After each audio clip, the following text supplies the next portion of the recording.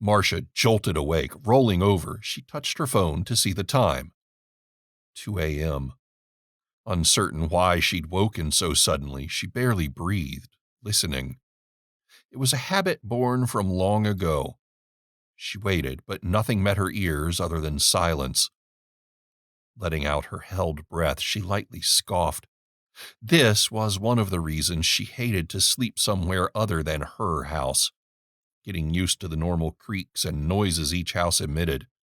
When she'd moved into the rental, it had taken her a while to get used to the new environment.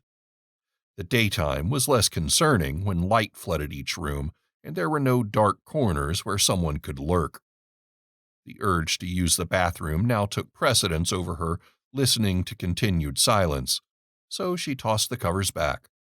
Hurrying to the ensuite bathroom, she was glad for the nightlight plugged into the wall next to the sink, providing a soft glow over the room. She lifted her fingers to her lips, remembering the kiss she'd shared with Jonathan. Her lips curved upward at the thought that tomorrow would bring more kisses. At least, that's what she hoped it would bring.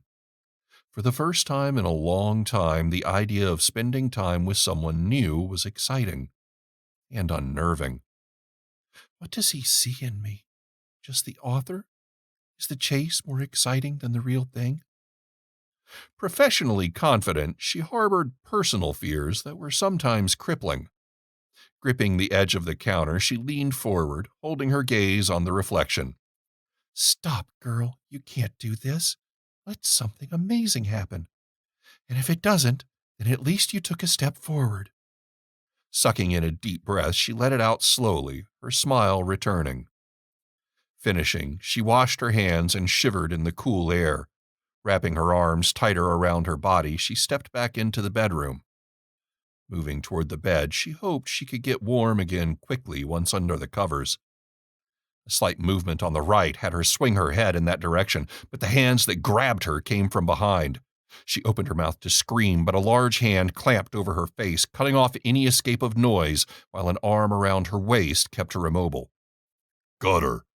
The deep male voice came from next to her ear as she struggled in futility, unable to dodge his iron-handed grip. Desperation flooded each nerve, and she kicked out, her fuzzy sock-covered feet doing little damage other than to make his arm tighten even more. Settle down.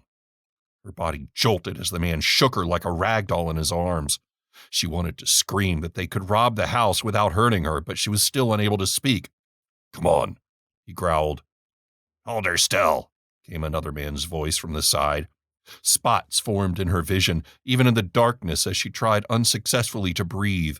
Sure that she would suffocate in Angela's guest room, she dug her short nails into the man's arm nearest her face, and for once she wished she had manicured talons that would have ripped his skin. His hand slipped down just enough to allow air into her nose, while keeping her mouth clamped shut. Breathing deeply, she continued to struggle. God, no, no, no! The man holding her twisted her head to the side, and for an instant she thought he was going to snap her neck.